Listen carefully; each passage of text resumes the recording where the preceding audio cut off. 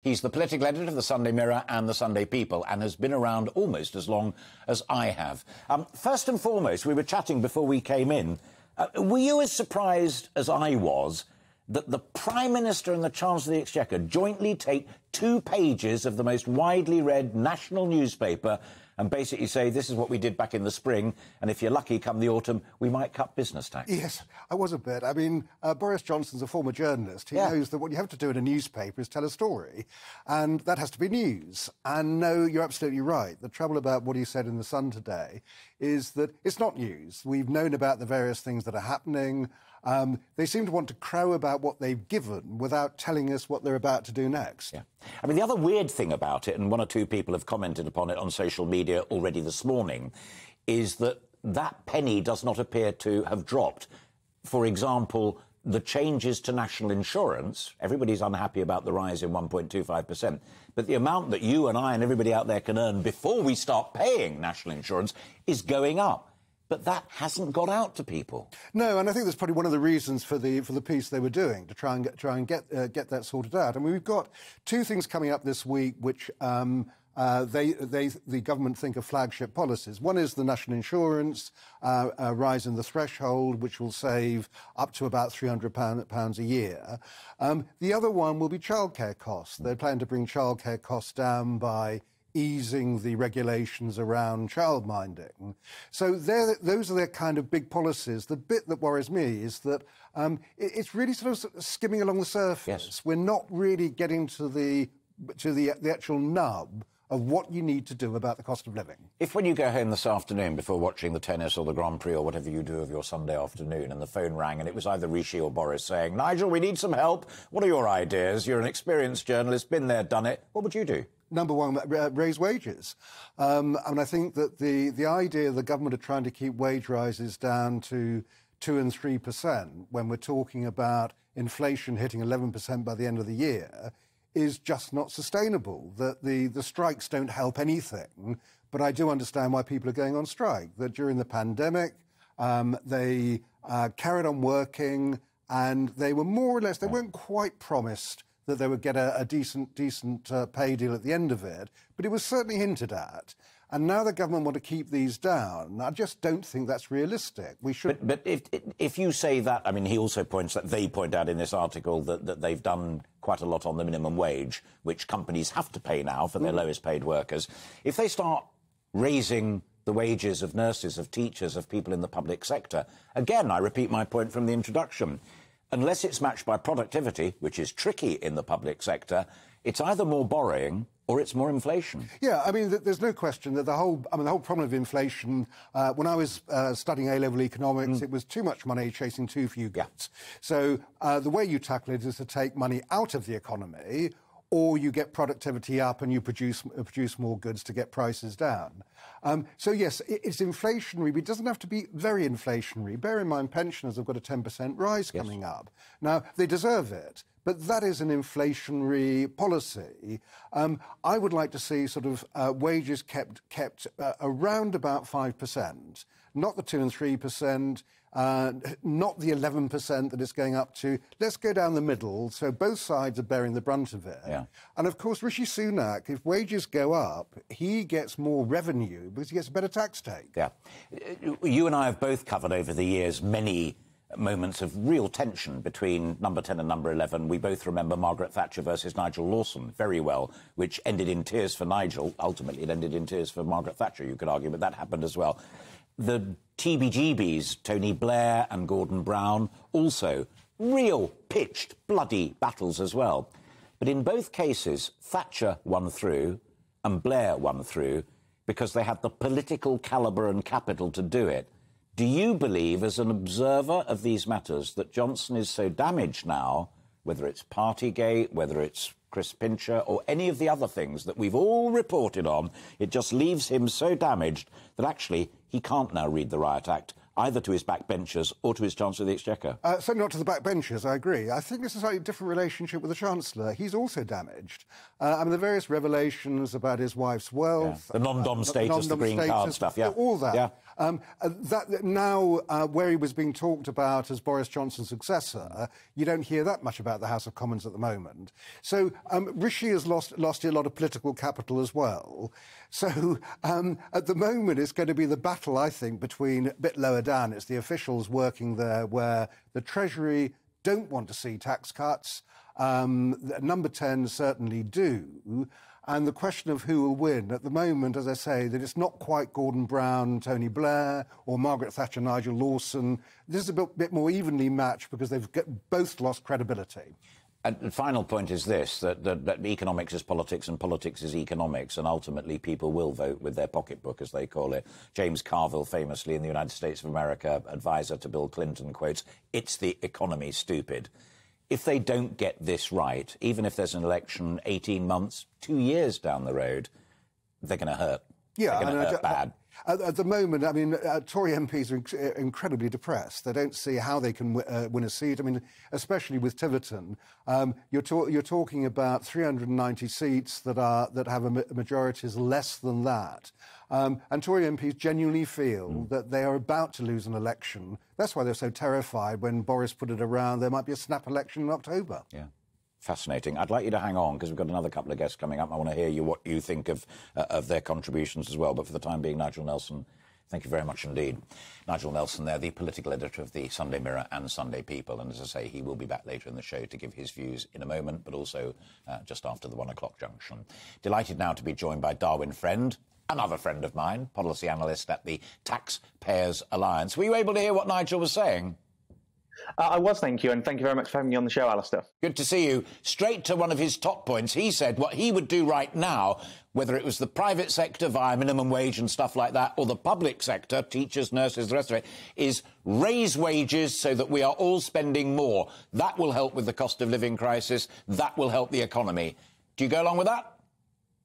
Well, my concern with that is what the impact of that is going to be on inflation. Of course, when we talk about public sector wage increases, the government's got to pay for that somehow. And that's going to ultimately have to be right now through higher borrowing. And when we're already spending well over £1 trillion in spending, and that's meant to go up over the next 5 years, I'm concerned that if we spend even more on increasing wages, that's going to make that even worse. And what we need to remember is higher borrowing, higher spending by the government needs to be paid for somehow. And when we've already got debt at almost 100% of GDP, and debt interest is meant to be almost £83 billion this year alone, then I am concerned that if we continue pushing up wages, it's only going to make our fiscal problems even worse. But if you take me down your road, and Sir John Redwood, I'm sure, will take me down that road as well at the end of the programme, and say, therefore, the answer is actually to cut taxes so that we retain more of what we earn rather than seeing inflationary wage rises. If you cut taxes, that has to be paid for either through productivity or through more borrowing. So exactly what you've just said about the dangers of higher wages also applies to lower taxes. Well, there is that risk, but we have actually looked into this, and the impact of cutting taxes is actually less than the inflationary impact is less than that of borrowing more money. And I think what we need to do in this debate and in this economy as a whole is think actually long term rather than short term fixes of just spending more money. And when we look at tax cuts, I mean, we were talking about businesses earlier, I believe. Yeah. The corporation tax cut during the Cameron government, that was cut, and then revenues ended up going up as a result of that. So rather than always thinking, oh, a tax is being cut, that's going to cost us money, and that money is then always lost. In fact, what happens is if income tax was cut right now, it would mean more money in people's pocket, which they could then spend, and that would end up circulating back through the economy and into the Treasury through higher revenues. What do you think is the inside track on this number 10, number 11 row over VAT, but perhaps the whole package? As I said to Nigel, they've taken to the Sun newspaper, and I'm sure you've read it already, saying this is all the good stuff that Rishi did back in the spring that will kick in October, but they cannot make their minds up on cutting VAT, even cutting VAT on energy bills. What's going on in Downing Street? Well, I think what we need to do is not be looking back to the past anymore. What they've done, some of it has been welcome, such as the national insurance threshold increase, which is kicking in this week. But we now need to be looking to the future and how we can support taxpayers and businesses moving forward. And so a VAT cut is something that I would very much welcome. Cutting it down to 17.5% would mean more investment in the economy, which would then boost productivity, because it would mean there's more capital available per worker, making us a more productive economy. And so I would welcome that, but I would also say that we do need a business-friendly environment, because that's going to increase wages, because companies are going to have more money to then spend to increase wages and invest in their workers.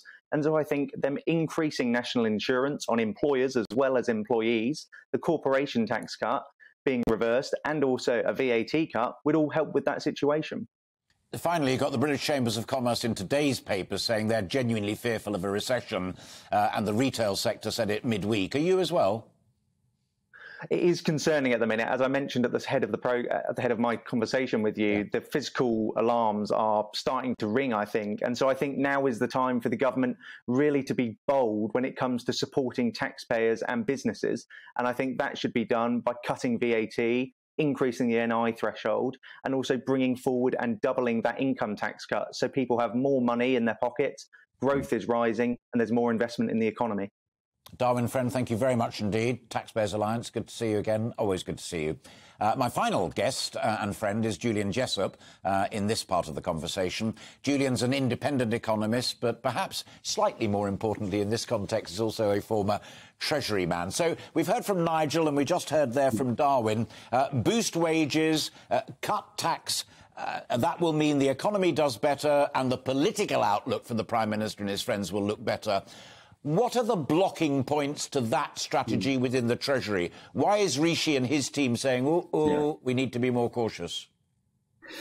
Well, first of all, I've got some sympathy, actually, for my former colleagues at the Treasury for two reasons. First of all, it's not as if the Treasury has done nothing during this crisis. And I think that's part, obviously, of the context of the article that number 10 and number 11 published today. So the government has done a lot in terms of cost of living support and tax cuts, probably far more than it was intending or expecting to do. The other point is that I think some people sort of often regard tax cuts as the solution to any problem, in the same way that maybe people on the left think that increased government spending is the solution to any problem. So, rightly or wrongly, the Treasury feels it needs to be the adult in the room and say, hang on a minute, is this necessarily the best solution to the problems that we're currently facing? That said, I do think it is absolutely right to be thinking about cutting taxes further over the next few months.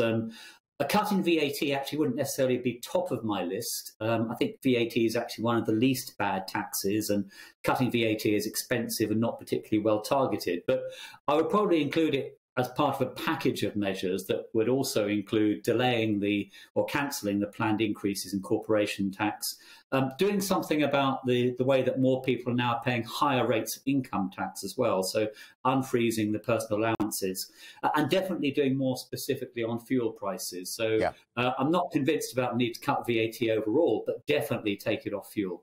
Sure. I'd just like to explain that penultimate point you made there. The threshold is the amount of money that we can all earn before we pay any tax, and then the amount we can earn before we start paying the higher rates of tax. And I'm 100% with you.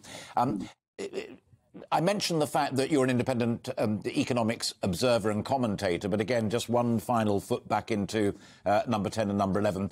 These guys are both facing the echo of some of their problems, whether it's Rishi and his wife's non-dom status and the green card in America, Boris Johnson, whether it's Partygate or now Chris Pincher and the rest of it. Are they caught between a rock and a hard place that says they both know what they should be doing economically, but at the same time they're desperate to rebuild their standing in the eyes of the electorate, and they just seem to be getting both wrong?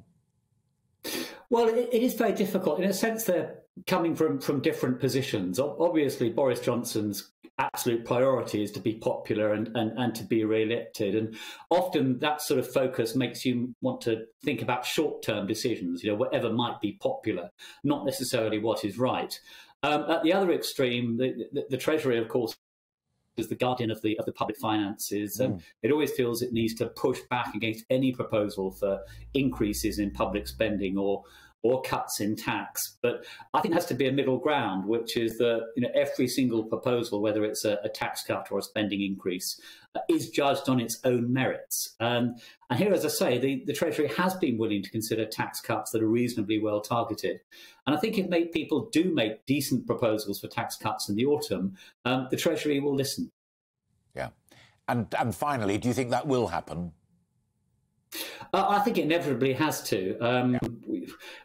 Although the government has done a lot, we do know that there are further pressures in the pipeline. A very difficult winter for lots of people, with food bills so high, energy prices likely to rise further. I think the government inevitably has to do more.